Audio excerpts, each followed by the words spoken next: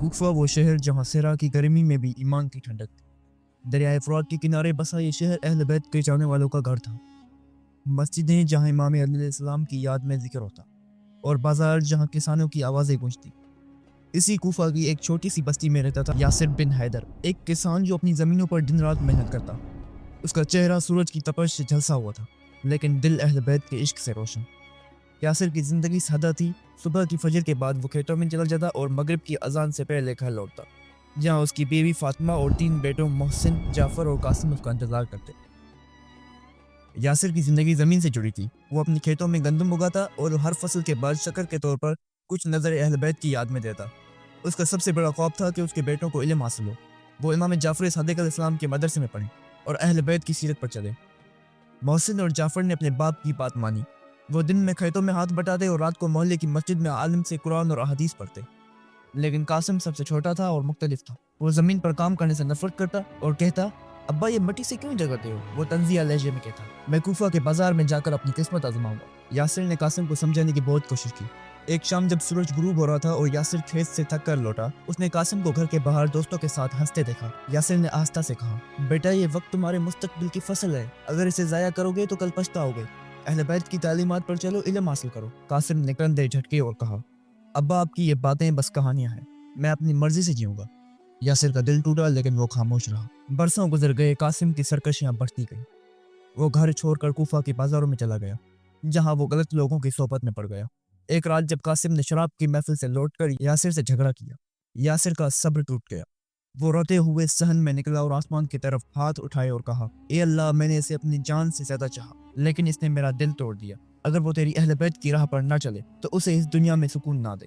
ये बद्दुआ यासिर की दिल की गहराई से निकली थी, और कहते हैं कि वालिदैन की बद्दुआ अर्श तक पहुंचती है। कासिम की जिंदगी उसके बाद कभी न संभली। वो बाजारों से निकलकर चोरों और बदमाशों के हाथे चढ़ा। एक दिन जब वो एक ताजिर को धोखा दे रहा था, उसे पकड़ लिया गया और कोफा के काजी ने उसे शहर से जला वतन कर दिया। कासिम तन्हा, बीमार और पछतावे के साथ सहरा में भटकता रहा। उसके दिल में बस एक बात गूंजती थी, काश उसने अपने बाप की बात मानी होती। दूसरी तरफ मोहसिन और जाफर ने यासिर की दुआओं का फल पाया। यासिर हर मुहर्रम में करबला के शोधा की याद में रोता और अपने बेटों के लिए दुआ करता, ए अल्लाह, मेरे बेटों को इमाम हुसैन अलैहिस्सलाम की तरह इस्तकामत अता फरमा। मोहसिन कोफा के एक मदरसे में आलिम बन गया, जहां वो इमाम अली अलैहिस्सलाम की तालीमात पढ़ाता। जाफर ने खेतों को संभाला और अपनी कमाई का एक हिस्सा अहले बैत के चाहने वालों के लिए वक्फ किया। यासिर की वफात से पहले उसने दोनों बेटों को गले लगाया और कहा, तुमने मेरा सर फकर से बुलंद कर दिया, मेरी दुआएं तुम्हारे साथ हैं। कासिम, जो अब एक बूढ़ा और शिकस्ता हाल आदमी था, अपने बेटे ज़ैनुल आबिदीन को लेकर कोफा वापस आया। ज़ैनुल आबिदीन का नाम उसके दादा यासिर ने रखा था, इमाम ज़ैनुल आबिदीन अलैहिस्सलाम की मोहब्बत में। ज़ैन एक नेक दिल और मेहनती लड़का था, जो अपने बाप के बरक्स ज़मीन से मोहब्बत करता था। वो खेतों में काम करता और गंदम के सुनहरी डंठल छूता और शाम को मस्जिद में जाकर दुआ कुमैन पढ़ता। लेकिन कासिम की बद्दुआ का साया उसकी ज़िंदगी पर था। कासिम ने कभी ज़ैन से मोहब्बत न की। वो उसे ताना देता, तुम भी मेरी तरह नाकाम हो गई, ये मट्टी तुम्हें कुछ न देगी। ज़ैन ने अपने बाप की बातों को दिल से न लगाया। वो सुबह सवेरे खेतों में चला जाता, जहां वो अपने चचा जाफर के साथ काम करता। जाफर ने ज़ैन को बताया, बेटा तेरा बाप अपनी बदआमालियों की वजह से परेशान है, लेकिन तू अपने दादा यासिर की तरह बन। ज़ैन ने रातों को मदरसे में इल्म हासिल किया और इमाम जाफर सादिक अलैहिस्सलाम की हदीस पढ़ी। उसकी मेहनत रंग लाई और वो कोफा के एक मशहूर किसान और आलिम के तौर पर जाना जाने लगा। लेकिन कासिम की बद्दुआ का असर अब भी ज़ैन की जिंदगी में था। एक साल कोफा में कहत पड़ा, ज़ैन की फसल तबाह हो गई, उसके खेत सूख कर रह गए, लोग भूख से मरने लगे और ज़ैन के पास अपने घर वालों के लिए कुछ भी न था। एक रात जब वो तना सहन में बैठा रो रहा था, उसने दुआए तवस्सुल पढ़ी और कहा, ए अहले बैत, मेरे बाप की बद्दुआ से मुझे बचाओ, मुझे अपने खानदान के लिए कुछ करने की ताकत दो। उसी रात उसे ख्वाब में इमाम हुसैन अलैहिस्सलाम की ज़ियारत हुई, जिन्होंने कहा, ज़ैन सब्र कर, तेरी नेकी तेरे खानदान को निजात देगी। ज़ैन ने हिम्मत न हारी, उसने अपने खेतों को दोबारा आबाद किया और अगले साल उसकी फसल इतनी अच्छी हुई कि उसने न सिर्फ अपना घर संभाला बल्कि कोफा के गरीबों में अनाज बांटा। उसकी नेकी की वजह से लोग उसे ज़ैनुल आबिदीन किसान कहने लगे। लेकिन ज़ैन के दिल में हमेशा एक खौफ रहता था कि कहीं उसके बाप की बद्दुआ दोबारा उसकी ज़िंदगी को तबाह न कर दे। ज़ैन ने अपने बेटे रज़ा की परवरिश बड़ी मेहनत से की। रज़ा का नाम उसने इमाम रज़ा अलैहिस्सलाम की मोहब्बत में रखा। वो नहीं चाहता था कि उसके खानदान पर कासिम की बद्दुआ का साया पड़े।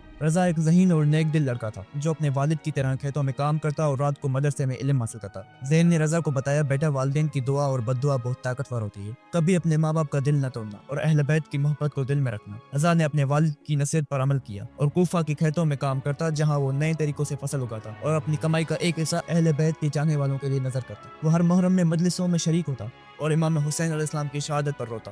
رضا کی نیکی اور علم کی وجہ سے اسے کوفہ کے لوگ رضا الحکیم کہنے لگے۔ ایک دن جب رضا اپنی کھیتوں سے لوٹ رہا تھا، ایک بوڑھا آدمی اس کے پاس آیا۔ اس کے چہرے پر پچھتاوے کی لکیریں تھیں۔ وہ روتے ہوئے بولا، میں قاسم بن یاسر ہوں، تیرا دادا۔ میں نے اپنی زندگی میں بہت غلطیاں کی، لیکن تیری نیکی نے ہمارے خاندان کو عزت دی۔ رضا نے اپنے دادا کو گلے سے لگایا اور دیکھ بھال کی۔